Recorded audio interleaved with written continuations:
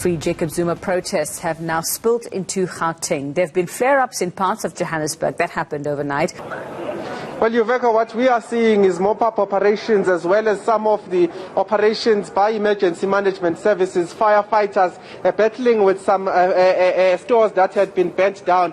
But what we understand from a statement that has recently been released by a South African police service is that there were about 800 people that came into this area, and what we understand is that they had burnt and looted some of these stores. The official word from the police is that about 18 of them have been arrested. There was also a police that was injured while some of the police were trying to cap some of what was happening.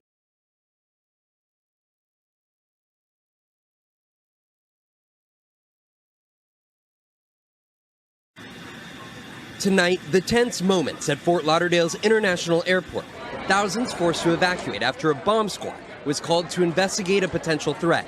The entrance to the airport is completely shut down from 595 and US 1. Passengers with little information forced to leave their gates. Authorities shutting down major terminals for nearly 4 hours, causing more than 200 delayed flights in and out of Fort Lauderdale and stopping vehicle traffic outside. Many getting out of their cars, forced to walk. Outside, traffic snarled, and more hurried passengers running for their flights as millions of Americans take to the skies this month. Just yesterday, more than 2 million people were screened by TSA, just behind July 4th holiday numbers, breaking pre-pandemic records.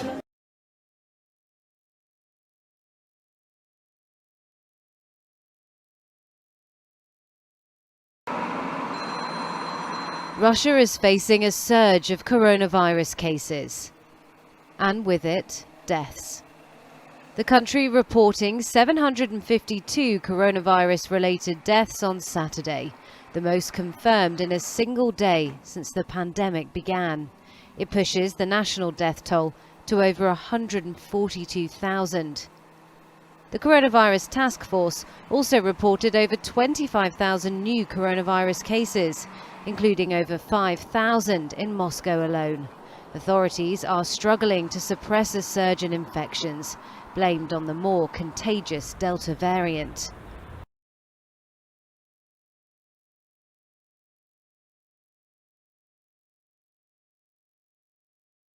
Now, the Indian Space Research Organisation is all set to launch geo-imaging satellite GSAT-1 on August 12th. The satellite will be launched from Sriharikota spaceport.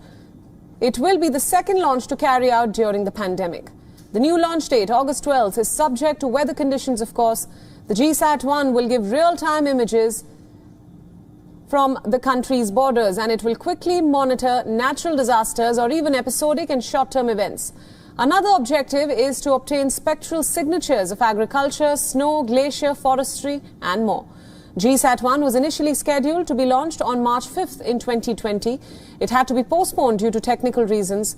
The launch was then slated for March 28 this year. However, a minor issue led to another postponement. The launch was then scheduled in April and May when the second COVID-19 wave was at its peak.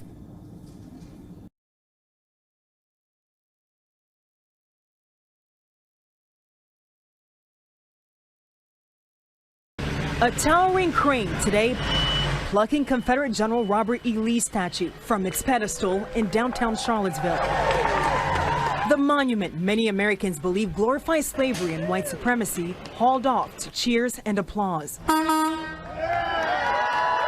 Today, the statue comes down, and we're one small step closer to a more perfect union. Just 90 minutes later, a statue of Confederate General Thomas Stonewall Jackson meeting the same fate. Activists fighting for years to remove those Civil War monuments, their efforts in part sparking the Unite the Right rally in 2017. Many locals now refer to that summer as the Summer of Hate.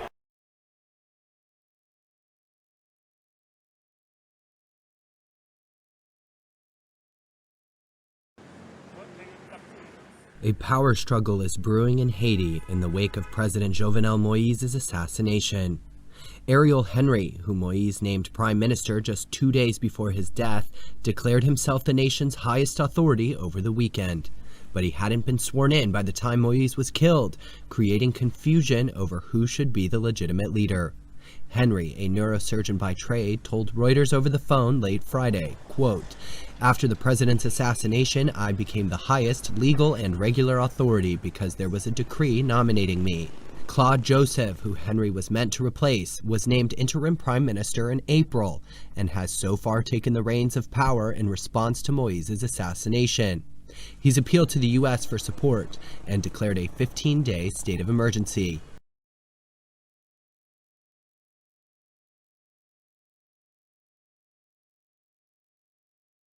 This is the largest wildfire of the year in California, burning along the border with Nevada.